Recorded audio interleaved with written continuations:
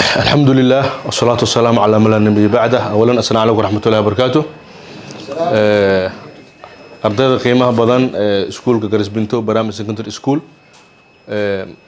ما أنتوا حين صاب وقتي جامعة إمام الشافعي هي أد محلية أكاد ولو ضبأ وحبرشة جامعة إمام الشافعي وحكمتها جامعة هو بين ذلك صوماليا غير أهان جوال كبنادر. هي أد أكادنا وهي أد محلية oo ka shaqeysa arrimaha waxbarashada aad ugu shaqeysa marka iskuulka garis bintoon oo kamid ah iskuulada Soomaaliya gaar ahaan iskuulada ku yaal maamulka Hirshabeelle gaar ahaan degmada Balcad iskuulaadka hoosta kamid ah iskuul faacweyn oo sanad walba arday soo saar aad u qiimo badan marka maanta booqashaas idin kugu imaanay oo waxaan idin kugu soo booqanin dhiirigelin inaan dhiirigelino ardayda awal thanawi thani thanawi thalith thanawi iyo raabic thanawi form 1 iyo form 2 iyo form 3 iyo form 4 ardaydan waxaan ku dhiirigelinaynaa marka kaalmihi ay galeen darajatul ula darajatul thaniya darajad iyo ardayga asluub wanaag galay iyo qiyamka لكل فصل من اول ثانوي كمid ah inaan dhiirigelin u sameeyno insha Allah ayaan ku soo booqanay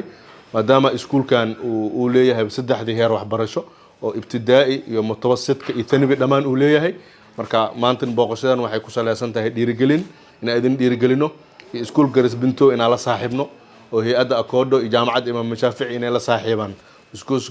garis binto ayna kala shaqeeyaan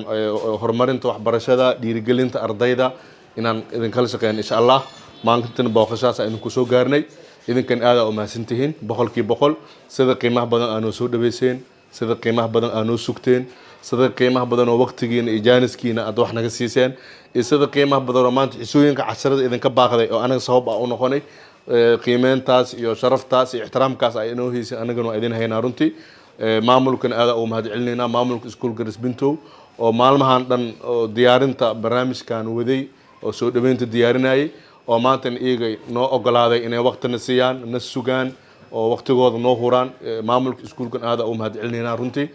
sidoo kale idinkan oo ardaydii ahna aad idinku mahad celinayna marka ardayay waxyaalaha idinku dhiirigelinayeen waxa kamid ah in ishaag waxbarashada ku dadaashiin qofka ardayga ah waxa laga rabaa inuu dhowr arin xoog saaro oo ku dadaalo qofka ardayga waxa la rabaa inuu aadaabtiisa uu xoog saaro qofka inuu noqdo arday aadaab leh qofka markuu aadaab yeesho oo aadaab ay ka soo burqanayso oo si fiican loo soo barbaariyo wuxuu noqonayaa qof bari naftiisa wax tara bulshada uu ku dhex jiro wax tar karo noqonaa marka aadaabta hadii ka maqan tahay oo akhlaaqda ka maqan tahay cilmiga aad barto daa wax ma taraayo al cilmi bila adab ka jirtan bila tamar hadii geedka mir uusan lahayn waxa qofka duu wax barno waa sidaas oo kale marka qofka duu wax barto oo aadaab ay la socoto oo akhlaaq ay la socoto oo ixtiraam uu la socdo wax aad u qurux badan waay sidoo kale qofka waalidiintii asoo dhalay oo soo koriyayna inuu baari u noqdo waa la rabaa waalidiinta oo barbaarnayo macallimiintiis inuu baari u noqdo waa la rabaa qofka marka waalidiinta guri joogto jismi ahaan ay ku dhiseen jismigaaga ay iga ka shaqeeyaan macallimiinta wax ku baraysan ruux ahaan ay ku dhisayaan marka waalidka jismi ahaan ku dhisay marka baari u noqotid waalidka oo ruux ahaan ku dhisayo macallinka quraanka laga soo bilaabo oo macallinka iskuulka ilaa heer jaamacad la gaarsiiyay oo ruux ahaan ku dhisay igana marka baari u noqotid ada noloshaada marka guura gaalay waxa qof guuleystaan noqonaysa waxa tahay arday akhlaaq leh waxa tahay arday waalidiintas baaro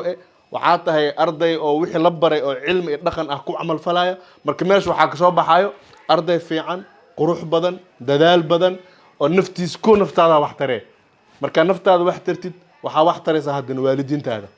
haddana waxa wax taraysa dadkaaga haddana waxa wax taraysa ehelkaaga mustaqbalka dambe qof dalkiisa wax taraa noqonaysa marka nafsadaada martiko aad qof anfacay noqo oo wax taray noqo kadibna wixii aad ka soo wax taree marka aadaabtu waxay asal u tahay qofka ardayga wax barashadiisa akhlaaqdi aadaabta asal ay u tahay iyo qofka inuu xushood lahaado asal ay u tahay marka insha Allah waa idin maad celinayna mar labaad iyo mar saddexaad haddana waxaan ku soo dhaweynaa ustaad Yaxye oo asana maamulka jaamacadda insha Allah rasuulullah sallallahu alayhi wa sallam I hope inaan isku cusbayn dabcan intiinan kalaasasan ugu tagnay oo kalaasada aan soo booqanayna kamida ustaadka oo ka ah wakiil hay'adda Accordo iyo aniga wakiil ka ah jaamacadda Imam Shaafiicina maanta iskuulka garis binto waxaan u soo booqanay koow inaan soo salaano number 2 inaan ku dhiirigelino heerka waxbarasho iyo dadaal oo ay marayaan macallimiinta iyo maamulka iskuulka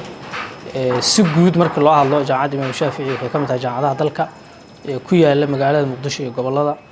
nidaamka daraasaadka waxbarashada guud ahaanna leh mar walbana diyaar u ah inay waxbarashada ka shaqeyso si dhow iyo si dheerna ula shaqeyso ardayda Soomaaliyeed ee waxbaranaysa iyo maamulkooda iyo macallimiintooda iyo cid kasta oo waxbarashadaas qayb ka ah intaas marka laga soo tago hay'adda Accord jaamacaddu waxay galeen heshiis wada shaqeyn kaasoo ah inay ka shaqeeyaan horumarinta waxbarashada haday ahaan lahayd heerka jaamacadda haday ahaan lahayd iskuulaadka haday ahaan lahayd magaalada Muqdisho iyo degmooyinka iyo gobolada dalka intaba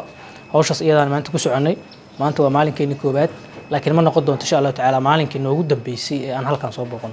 waxaan noo sharafa inaan idin la joogno xafladan intiinaan loo soo xulay inaad tihiin ardaydii ugu akhlaaqda wanaagsanaa iyo kuwa ugu aqoonta badnaa labadubana dadkii kulansaday inay tihiin waa ku faraxsanahay shahaadooyin baan insha Allah tacaala idin guddoonsiin doonaa xilliyada xigana shahaadooyinka ku wax ka sii macno weyn ayaan idin la soo gaari doonaa insha Allah tacaala shahaadaduna waxay ismuujinaysaa lafdigeedu waa kiimin ama macno kale idin leedahay ka badan iyo in kasta oo in badan oo kamid ah nidaamka waxbarashada